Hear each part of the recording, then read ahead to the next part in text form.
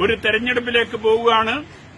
സ്വാഭാവികമായും ഇത്തരം സംശയങ്ങൾ ജനങ്ങൾക്കിടയിൽ നിലനിൽക്കുമ്പോൾ അത് തെരഞ്ഞെടുപ്പിൽ സിപിഎമ്മിനെ പ്രതികൂലമായി ബാധിക്കും. ആ സംശയം തീർക്കാൻ സാധിക്കുന്നില്ലെങ്കിൽ പ്രതികൂലമായി ബാധിക്കുമെന്ന കാര്യത്തിൽ ഒരു സംശയവുമില്ല.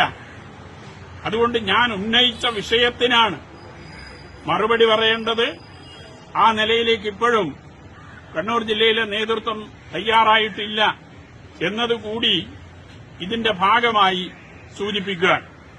വിവാദങ്ങളൊക്കെ നിൽക്കുന്ന സമയത്ത് തന്നെ ഈ മധുസൂദനന്റെ പേര് തന്നെയാണ് സംസ്ഥാന കമ്മിറ്റിക്ക് സ്ഥാനാർത്ഥിത്വവുമായി ബന്ധപ്പെട്ട് കൊടുത്തിരിക്കുന്ന ലിസ്റ്റിൽ.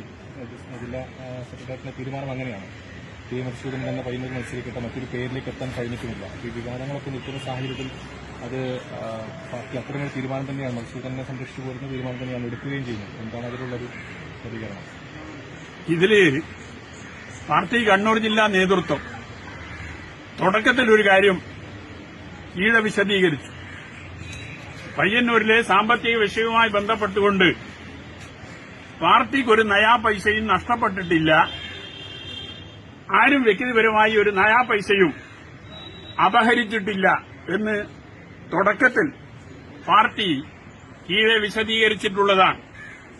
സ്വാഭാവികമായും അതിൽ നിന്ന് മാറാൻ ജില്ലാ നേതൃത്വത്തിന് സാധിക്കില്ല എന്നതുകൊണ്ടാണ് ഈ കള്ളത്തരം ആവർത്തിച്ചുകൊണ്ടേയിരിക്കുന്നത് എന്നതാണ് മനസ്സിലാക്കാൻ സാധിക്കുന്നത്.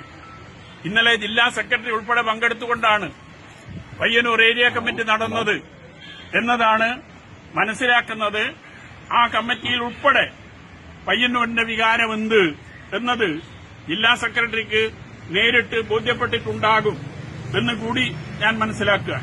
ടി എ മധുസൂദനൻ താങ്കൾ ഉന്നയിച്ച എല്ലാ വാദങ്ങളും സിപിഎം നിരാകരിക്കുകയാണ്. അങ്ങനെയെങ്കിൽ താങ്കളുടെ പേര് സജീവമായി ചർച്ചയിലുണ്ട്. അല്ല, സിപിഎം നിരാകരിക്കാൻ തുടങ്ങിയത് ഇപ്പോഴല്ലല്ലോ, തുടക്കം മുതൽ. അതുകൊണ്ടാണ് പരസ്യമായി എനിക്ക് ഒരു പുസ്തകം എഴുതേണ്ടി വന്നതും മാധ്യമങ്ങളോട് ഈ കാര്യങ്ങൾ പറയേണ്ടി വന്നതും. 4.5 വർഷക്കാലം ഞാൻ പാർട്ടിക്കുള്ളിൽ ഈ വിഷയങ്ങൾ ഉന്നയിച്ചുകൊണ്ട് പോരാട്ടം നടത്തി. അനുകൂലമായ ഒരു നിലപാട് പാർട്ടി നേതൃത്വത്തിന്റെ ഭാഗത്ത് നിന്ന് ഉണ്ടാകാത്തതുകൊണ്ടാണ് പരസ്യമായി പറയാൻ ഞാൻ നിർബന്ധിക്കപ്പെട്ടത്. അതുകൊണ്ട് പാർട്ടി നിലപാട് നേരത്തെയുള്ളത് ഇതുതന്നെയാണ്, പുതിയ ഒരു നിലപാടുമല്ല.